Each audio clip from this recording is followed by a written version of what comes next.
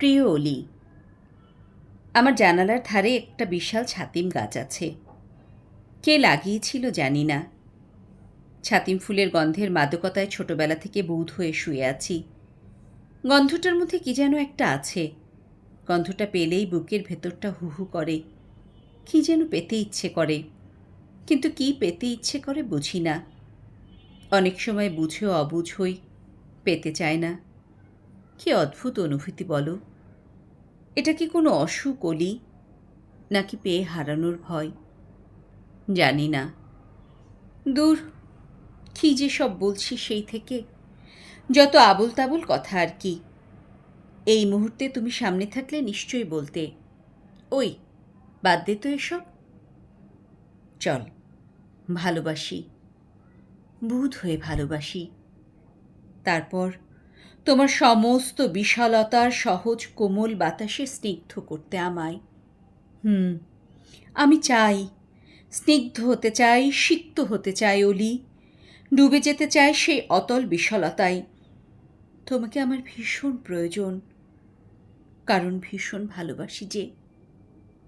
কিন্তু এখানেই আটকে গেছি অলি। আমার ভেতরের এতটা জটিলতা নিয়ে কি করে ডুব দিই তোমার বিশালতায় বলো তো। আমার বাইরের আমিটাকে দেখিয়ে কি করে ভুলের সাগরে ভাসাই তোমায়। আমি পারি না।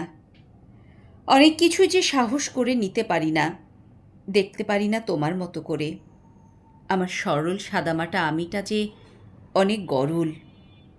অলি, তুমি তো কাছ থেকে নিতে পারবে না আমায়। আমার সংকীর্ণতায় ঘৃণা করতে শুরু করবে। জীবনের সরল অঙ্কটা এমনিতেই অনেক জটিল গো, তাকে আরও জটিল নাই বা করলাম। এই না পাওয়া দুঃখটা আমাকে কুরে কুরে খাবে জানি, তবুও থাক না দুঃখটা আমার নিজের কাছেই। অন্য সব দুঃখের সাথে এই দুঃখটাও একান্তে বসবাস করুক না হয়। ভীষণ ক্লান্ত আমি।